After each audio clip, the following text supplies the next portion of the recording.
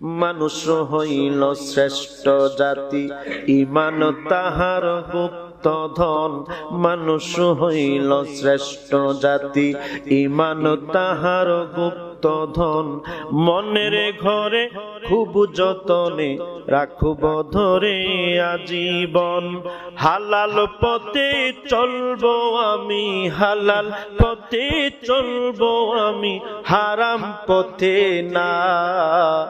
কুরআন হোক জীবন বিধানেই তো কামনা, কুরআন হোক জীবন বিধানেই তো কামনা। চিল্লায়া বলেন মারহাবা। আশ-শামসু ওয়াল কামারু বিহুসবান।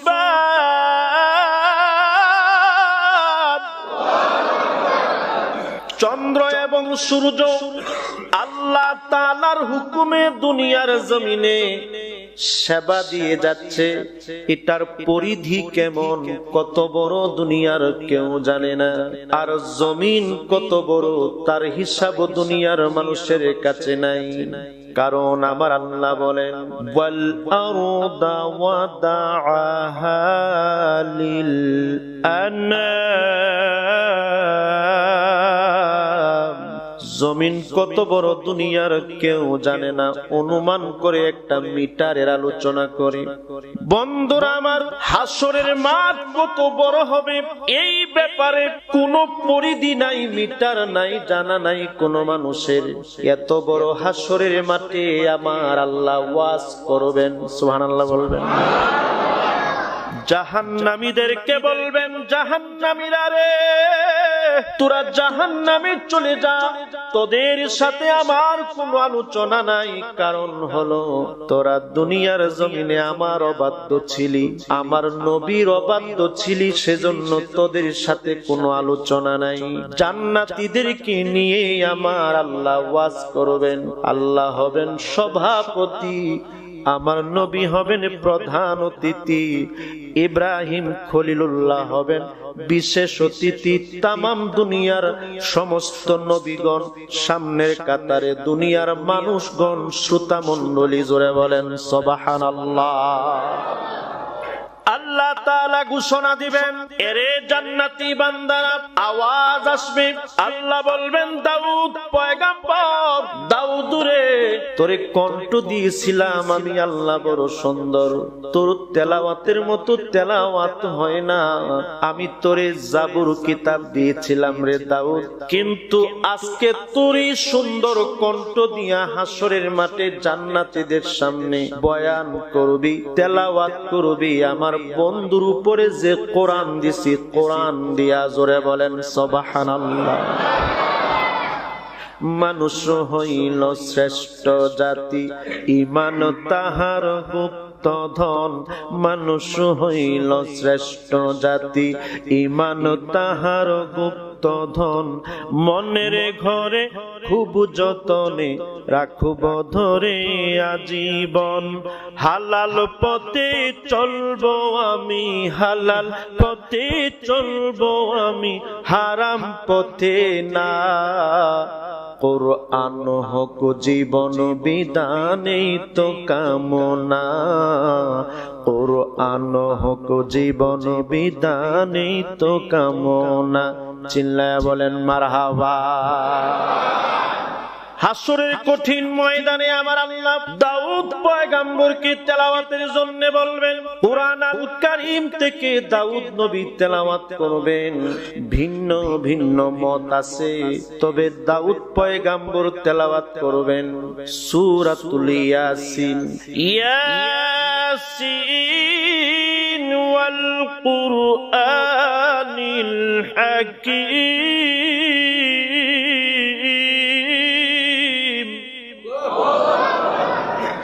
তেলাওয়াতের পরে হাসরের মাঠ স্তব্ধ হয়ে যাবে। কোরআন তো মজার মজার আমার আল্লাহ। এরপরে প্রধান অতিথি আমার নবীকে বলবেন, বন্ধু গো আপনি তেলাওয়াত করেন। ঘোষণা দেওয়া হবে, তামাম দুনিয়ার জান্নাতীরা রে শোনো, হাসরের মাঠে আমার দিনের নবী প্রধান অতিথি এখন আমার নবী নূর নবী মুহাম্মদ সাল্লাল্লাহু আলাইহি ওয়াসাল্লাম তেলাওয়াত করবেন, হাসরবাসীরা আমার নবীজির নূরানি চেহারা পানে তাকায়া থাকবে, আমার নবী তেলাওয়াত করবেন, ইয়া আইয়ুহাল মুযাম্মিলু কুমিল লাইলা ইল্লা কালিলা।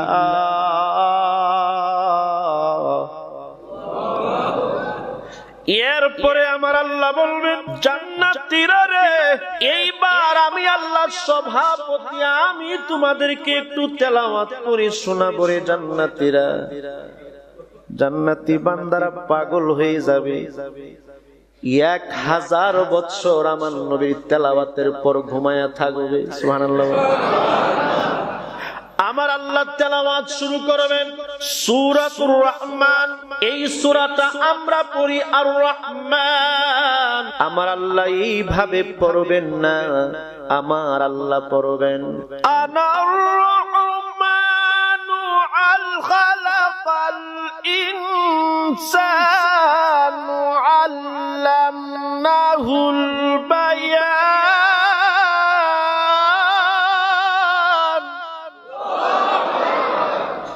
আমার নবীকে সুপ্রিম পাওয়ার দেওয়া হবে হাসরের মাঠে গো বন্ধু।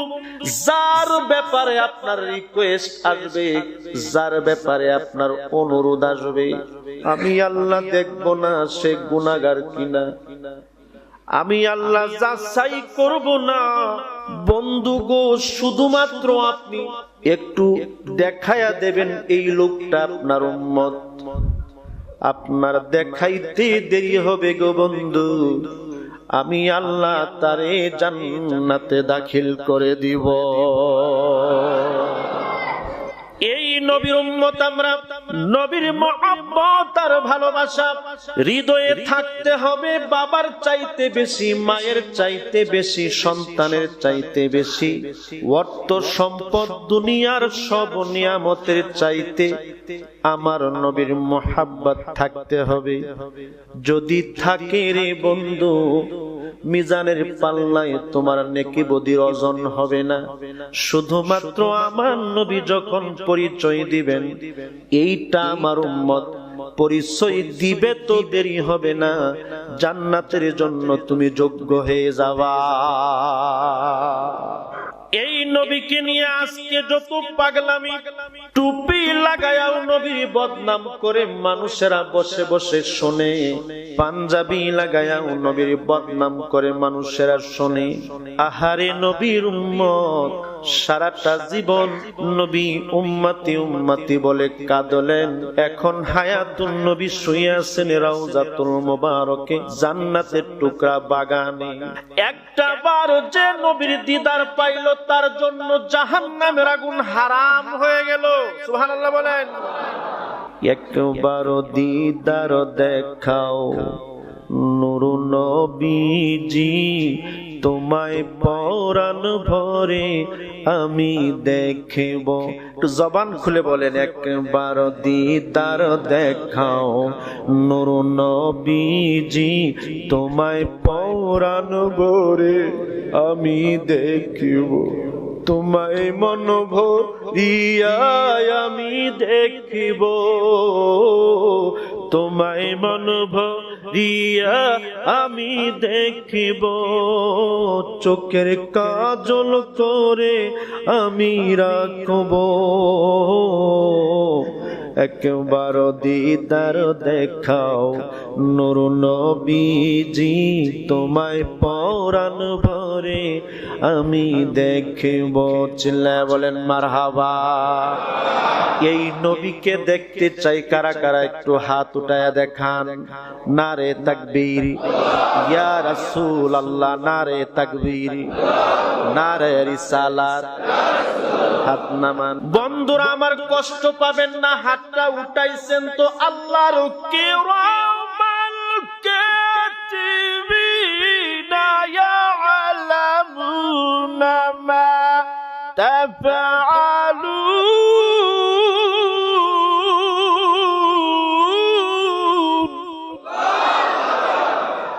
কেরামান কিরামান কাতিবিন দুই কাঁধের উপরে আছেন, হাতটা যে উঠাইছেন তিনারা লিখতেছেন 36 কেন্দ্রীয় ঈদগাহ মসজিদের মধ্যে নবীর কিছু উম্মত শানের সালতের উপর আনন্দ পাইয়া হাত উঠাইছে, মহব্বতে হাতটা বাড়ায় রাখছে। হইতে পারে এইটাও জান্নাতের উসিলা, জোরে বলেন ঠিক কিনা? ইন্টারনেটের মাধ্যমে কৌশল শুরু হয়েছে, আলেম সাজিয়া মূলত জালেম নবীর বিরুদ্ধে এমন বয়ান করে। একটা জালেমের বয়ান আমি শুনছিলাম। এই জালেম আমার নবীর কলিজার টুকরা আমাদের আম্মা জান মা খাদিজাতুল কুবরা রাদিয়াল্লাহু তাআলা আনহাকে বলছে ইনটেক না, সূরা করেন নাউজুবিল্লাহ। এরে পাগলা বেঈমান মুনাফিক মুরতাদ ইহুদির দালাল, আমার আল্লাহ মা খাদিজার সাথে যখন আমার নবীর বিয়ে হয়, কিভাবে হয়েছে? আমার নবী একটু প্রাপ্ত বয়স্ক হয়েছেন। চাচা আবু তালিব মনে মনে ভাবছেন আমার ভাতিজা একটু বয়স হয়েছে। যুবক যদি বয়স হওয়ার পরে কোনো কাজকর্মে না থাকে, যুবকের মন অন্যরকম হয়ে যায়। উনি চাচা হিসাবে দায়িত্ব নিলেন, আমার ভাতিজার একটা কাজকর্মের দরকার। খাদিজাতুল কুবরা রাদিয়াল্লাহু তাআলা উনি তখনকার সময়ে সব চাইতে ধনী মানুষ ছিলেন। উনার কাছে গিয়ে বললেন, রে খাদিজা, আমার একটা ভাতিজা আছে, বড় সৎ মানুষ, লোকেরা আলামিন বলে জানে, একটা চাকরির ব্যবস্থা করো। এতিম, আমার ভাতিজার মা নাই বাপ নাই, একটা চাকরি যদি ব্যবস্থা করতে পারো, সময়টা তার ভালো কেটে যাবে। খাদিজাতুল কুবরা রাদিয়াল্লাহু তাআলা আনহা বললেন, আপনারা এই পৃথিবীর সর্বশ্রেষ্ঠ বংশের মানুষ হইয়া রে, আল্লাহু আকবার বলবেন, এত দামি মানুষ হইয়া আমার বাড়িতে কাজের জন্য দিবেন, এটা মানাই না। বললেন সমস্যা নাই, আপনি ধনী মানুষ, কাজ যেমন হোক না কেন বংশ পরিচয় দিয়া কাজের মূল্যায়ন হয় না। যে যে কাজ করবে হালাল পথেই রুজি হওয়াটাই হচ্ছে মূল ব্যাপার, জোরে কোন ঠিক কিনা? আল্লাহর কাছে আপনি কোন বংশের সেটা দামি না। আমার দিনের নবী বকরির রাখালির চাকরি নিলেন, বকরি চড়ান আমার নবী। আহারে রহমাতুল লিল আলামিন, আমার ইয়াতীম নবী বকরিগুলো লইয়া মাঠে ময়দানে ছড়াতে যায়। আল্লাহ তাআলা ডেকে বলেন, রে জিবরাইল, আমার বন্ধু বকরির রাখালি করে এই প্রচন্ড মরুভূমির মধ্যে আমার বন্ধুর গায়ের মধ্যে সূর্যের আলো লাগলে বন্ধুর বদন মুবারক একটু জ্বালা পোড়া হইতে পারে। রে জিবরাইল, একটা কাজ কর, আমার আরশের সামিয়ানা নিয়া রাখাল মুহাম্মদ রে পাহারা দিয়া দে।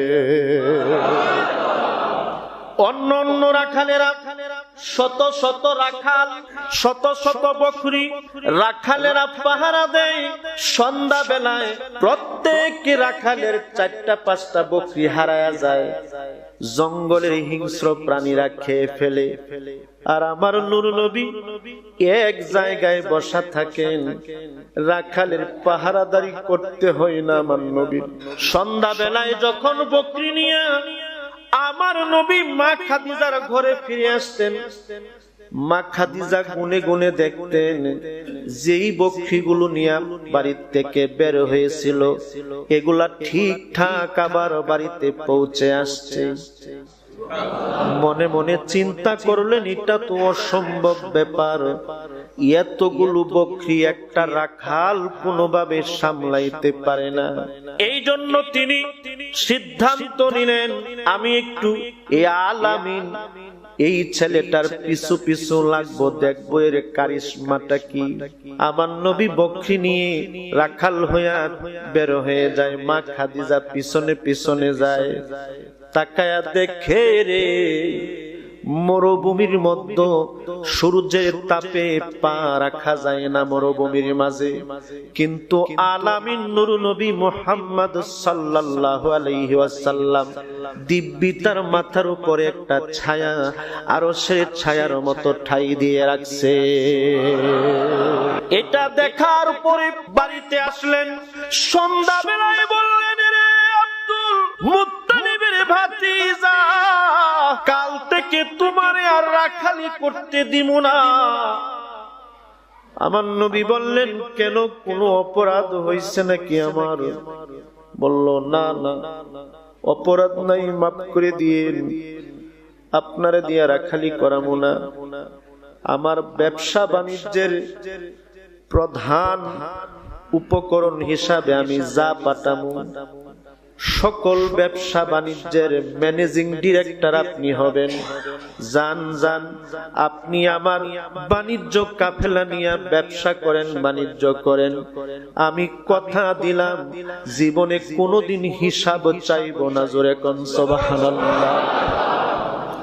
তাফসীরে এসেছে, সিরাত ইবনে হিশামের লেখা, 7 দিন অথবা 10 দিন পার হয়ে গেছে, আমার নবী ফিরে আসে না। মা খাদিজার 1400 বছর আগেই বড় বিল্ডিং এর মালিক ছিলেন। আলহামদুলিল্লাহ বলেন। ছাদের উপরে দাঁড়ায়া দাঁড়ায়া মা খাদিজা তার দাসীকে বলেন, 7টা দিন পার হয়ে গেল, এখনো বুঝি ফিরে আসার সময় হলো না?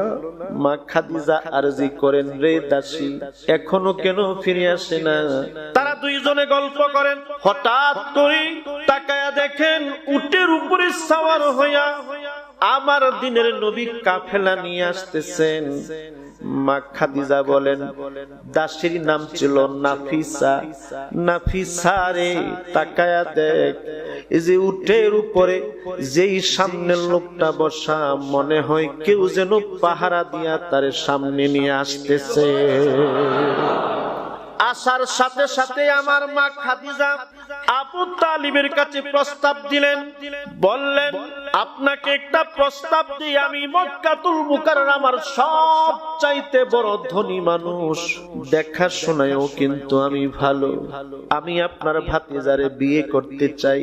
আব্দুল মুত্তালিব, আবু তালিব সাহেব বললেন, এটা কেমন ব্যাপার? আপনি তো হলেন মালিক আর ও হলো কর্মচারী, এমন কথা বলবেন না। সময় সংক্ষিপ্ত বলছি, রহমাতুল লিল আলামিনের সাথে বিয়ে হয়ে গেল। সুবহানাল্লাহ বলেন।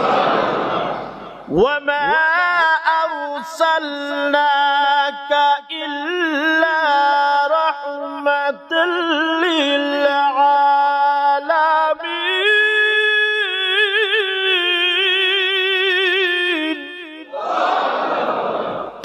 মাখলুকাতের জন্য আমার নবী রহমত। সুবহানাল্লাহ বলেন। পারে কে যাবি নবীর নৌকাতে আয়, রূপকাঠের ওই নৌকা খানি নাই ডুবার ভয়। সুবহানাল্লাহ বলেন না। রূপকাঠের ওই নৌকা খানি নাই ডুবার ভয়, পারে কে যাবি নবীর নৌকাতে আয়, নবী না মানে যারা এক নাম্বার কাফের তারা। ওয়াহাবি হয়ে ভেষ ধরেছে যারা, ওয়াহাবি হয়ে বেশ ধরেছে যারা, জাহান্নামে থাকবে সদাই, পারে কে যাবি নবীর নৌকাতে আয়। চিল্লায়া বলেন মারহাবা। আমার দিনের নবীর মা খাদিজার সাথে বিয়ে হয়ে গেল। লোকেরা কয়, একটা ধনী মহিলা হইয়া একটা গরিব ইয়াতিম মিসকিনকে বিয়ে করলো, এটা কেমন মানুষ? আমার নবীর গরিব বলে, মিসকিন বলে। মা খাদিজা তামাম মক্কাওয়ারা, মক্কাতুল মুকাররমার ভিতরে যত বড় বড় লিডার আর ধনী মানুষ তাদেরকে দাওয়াত করলেন। মক্কাওয়ালারা ভাবলেন বিয়ে করে বোধহয় বুঝতে পারছে কাজটা কত বড় ভুল হয়েছে, এজন্য আমাদেরকে দাওয়াত করছে। সবাইকে দাওয়াত দিয়ে সবার সামনে খাবার দাবার দিলেন আর বললেন, ও মক্কাওয়ালারা, আমি যে ধনী মানুষ এটা আপনারা জানেননি? কয় জানি। আমার যে সম্পদের কোনো অভাব নাই এটা আপনারা জানেননি? কয় জানি। আমি যে ইয়াতীম মিসকিন গরিব মুহাম্মদ আলামিন সাল্লাল্লাহু আলাইহি ওয়াসাল্লামকে বিয়ে করছি এটা আপনারা জানেননি? কয় জানি। মা খাদিজা বললেন, আরে মক্কাওয়ালারা সব জানেন, সাক্ষী দিলেন, আরেকটা ব্যাপার জানেন না? আমি খাদিজা আজকে জানায়া দেই, আমি কোনো সম্পদের মালিক না। মক্কাওয়ালারা রে, সাক্ষী থাকো তোমরা, আমার স্বামী মুহাম্মদ সাল্লাল্লাহু আলাইহি সাল্লামকে তোমরা যখন করি বলো আমার কলিজায় লাগে, আমি এটা সইতে পারি না। আল্লাহর নবীকে ডান পাশে বসায়া মা খাদিজা বললেন, আমার স্থাবর অস্থাবর সম্পত্তি আজকে আমি মক্কাওয়ালাদের সামনে আমার স্বামীর নামে আমি দলিল করে দিলাম। এমন উম্মাহাতুল মুমিনিন মা খাদিজার ব্যাপারে বয়ান করে আমার মা খাদিজা নাকি ইনটেক ছিলেন না, বলেন নাউজুবিল্লাহ। সময় সংক্ষিপ্ত, আজকে ইচ্ছে ছিল নুরউদ্দিন জঙ্গি রহমাতুল্লাহ আলাইহির ঘটনাটা বলবো, ওয়াজ মুখস্থ করে করা যায় না, একটার পর একটা আলোচনা চলে আসে। আল্লাহ তাআলা আমাদেরকে নবী প্রেমিক বানায়া দেন, জোরে বলুন আমিন। আল্লাহ সুবহানাহু তাআলা আমাদেরকে নবী প্রেমিক হিসাবে কবুল করুন, এইটুকু সব সময় আমরা আল্লাহর কাছে চাইব। আমার মায়ার নবী, দয়াল নবী, নূর নবী, নূরুন আলা নূর নবী বয়ান করলে এই জুমার নামাজের সময় এই বয়ান তো শেষ হওয়ার নয়, কারণ নবীজির বয়ান কিয়ামত পর্যন্ত চলবে কিন্তু শেষ হবে না। জোরে বলেন সুবহানাল্লাহ। সাইয়্যিদি ইয়া রাসূলুল্লাহ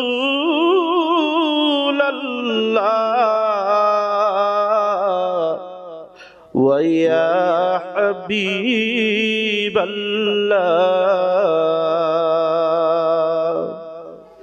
চেহারায় ওই রূপ মনোহর, দেখিতে লাগে বড় সুন্দর, যদি পাইতাম এই রূপ দর্শন ধন্য গো হইতো জীবন। ইয়া নবী সাল্লাল্লাহু আলাইকা, ইয়া রাসূল সালামু আলাইকা, ইয়া হাবিবি সালামু আলাইকা, সালাওয়াতুল্লাহ আলাইকা। নবীজি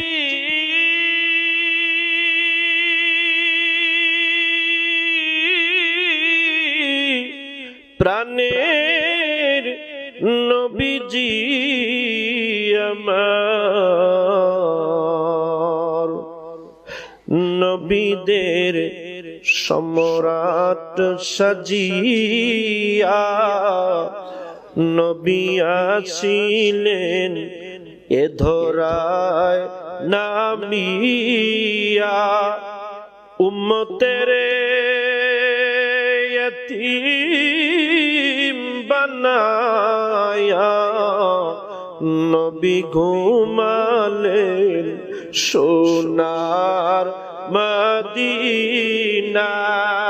ইয়া নবী সালামু আলাইকা, ইয়া রাসূল সালাম আলাইকা ইয়া হাবিবি সালাম আলাইকা সালাওয়াত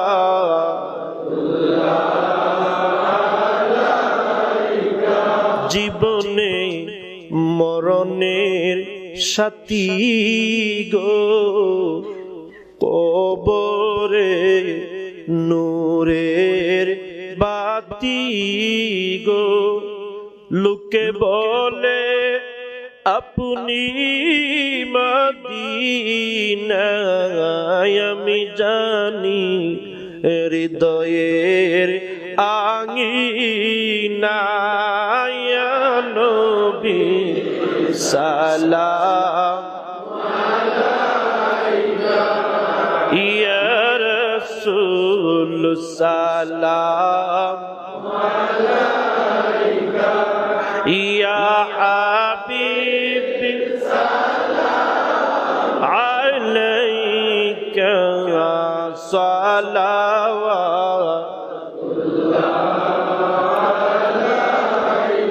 ইয়া আল্লাহু ইয়া রহমান ইয়া জলিলু ইয়া জব্বার ইয়া করিম ইয়া সত্তার ইয়া আরহামার রাহিমিন রব্বুল আলামিন নবীর মহব্বতের আলোচনা করেছি রে আল্লাহ সময় স্বল্পতার কারণে সবটুকু আলোচনা করতে পারি নাই মাবুদ গো তোমার বান্দারা এত পাগল নবীর মহব্বতে অনেকের চোখের কোণায় পানি চলে আসছে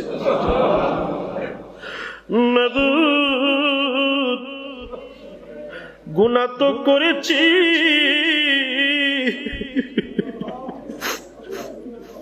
গুনার হিসাব দিয়া তো তোমার দরবার থেকে পার পাওয়া যাবে না কিন্তু আমরা নবী প্রেমিক এই ব্যাপারে কোনো সন্দেহ না আমরা তোমার গোলামি করতে পারি না কিন্তু আমার নবীর জন্য জীবন দিব রে আল্লাহ আমরা জীবন দিতে পারি নবী ছাড়ব না মেহেরবানি করে আমাদের অন্তরে নূর নবীর মহব্বত পয়দা করে দাও ও আল্লাহ যত আলোচনা করলাম হাদিয়া আমার নবীজির তওবায় পৌঁছাই দাও প্রভু तमाम পৃথিবীর যত আম্বিয়া আলাইহিস সালাম আয় আল্লাহ যত উলিয়া কেরাম বড় পীর আব্দুল কাদের জিলানী রহমাতুল্লাহ আলাইহি খাজা মাইনুদ্দিন চিশতি রহমাতুল্লাহ আলাইহি খাজা বাহাউদ্দিন নকশবন্দি রহমাতুল্লাহ আলাইহি শাহজালাল শাহপুর রহমাতুল্লাহ আলাইহি 360 উলিয়া মাবুদ গো সোনাকান্দা সরসিনা ফুলতলির জমিনে সিলেটের মানুষের প্রাণ তোমার কুতুব তোমার বন্ধু ঘুমায় রইছে এই মসজিদের পাশে শাহ সুরাব আলী রহমাতুল্লাহ আলাইহি ইব্রাহিম আলী রহমাতুল্লাহ আলাইহি লুৎফুর রহমাতুল্লাহ আলাইহি ঘুমায় রইছে আল্লাহ এদের বরকতি হাদিয়া টুকুন পৌঁছাই দাও মাবুদ জিন্দেগীর গুনাহগুলোরে maaf করে দাও আমি ডাকি তুমি কেন শুনো না গুনাহগার বেদন কেন বুঝো না গুনাহগারের বেদন কেন বুঝো না আজকের এই জামাতে এই নবী প্রেমিকদের কারোর মা নাই বাপ নাই আল্লাহ শাহিন ভাই ওনার আব্বার জন্য দোয়া চাইছে রে আল্লাহ অনেক মানুষ মিলাদ শরীফ পড়িয়েছেন প্রবাসী ভাইদের জন্য দোয়া চাইছেন মাবুদ গো ও আমার আল্লাহ কত মানুষের নাম তোমারে শোনাইব তুমি তো সকলের বাড়ি ঘর ভালো করেই চিনো আমারে গুনাহগার বানাইও না, হাসরের ময়দানে আমারে আসামি বানাইও না। আল্লাহ, যাদের মা বাবা কবরে আছেন, কবরগুলিরে তুমি জান্নাতের টুকরা বানাই দাও। প্রাণের মা, মাগো তোমায় আমি ভুলতে পারি না। তোমার এক ফুটু দুধের দাম কেমনে দিব মা? আমার গায়ে চামু যদি জুতা বানাই তবু শুধু হবে না। তোমার ঋণ শুধু হবে না প্রাণের মা গো, তোমার ঋণ শুধু হবে না। আমাদের আব্বা আম্মার কবরগুলিরে জান্নাতের টুকরা বানায়া দাও। আয় আল্লাহ, কত মানুষ বিমার আছেন, অসুস্থ আছেন গো আল্লাহ। অনেক মানুষ অনেক মুসিবতে আছেন, দুনিয়ার কাউরে বলা যায় না গো আল্লাহ। আমার কাছে অনেক মানুষ আসেন, হুজুর বড় বিপদে পড়ছি, দোয়া করেন গো আল্লাহ। তুমি তো জানো কার কোন বিপদ রে, কে কোন মুসিবতের মধ্যে আছে। আল্লাহ তুমি সকলের মুসিবত বিপদ থেকে উদ্ধার করিয়া দাও। আল্লাহ, অনেকের ছেলে আছেন বিয়ের যোগ্য, মেয়ে আছেন বিয়ের যোগ্য। আল্লাহ গো, নেককার আওলাদ আমাদের জন্য মঞ্জুর করো। আল্লাহ, মেয়েগুলোকে ভালো ছেলের সাথে বিয়ে দেওয়ার তৌফিক দাও, ছেলেগুলোকে ভালো মেয়ের সাথে বিয়ে দেওয়ার তৌফিক দাও। আল্লাহ, বিদেশে বি রাজ্যে যায় পুত্র মারা যায়, পশু পাখি না জানিতে আগে জানে বাপ মা। আল্লাহ, এই দুনিয়ার জমিনে আল্লাহ আমার আব্বা আছে, আম্মা আছে। আজকের এই জামাতে এমন নিয়ামত যাদের তুমি রাখছো গো আল্লাহ, সকলের আব্বা আম্মার হায়াতের মধ্যে বরকত দাও। মা বাবার খেদমত করার তৌফিক টুকুন দান করে দাও। আমার মা বোনদেরকে পর্দানিসীন বানায়া দাও। যেদিন মালাকুল মউত পাঠাইবা গো আল্লাহ, ওই দিন একটু সময় কোরআন শরীফ তেলাওয়াত করাইও, আর আমাদের জবানে পড়াইও লা ইলাহা ইল্লাল্লাহু মুহাম্মাদুর রাসূলুল্লাহ।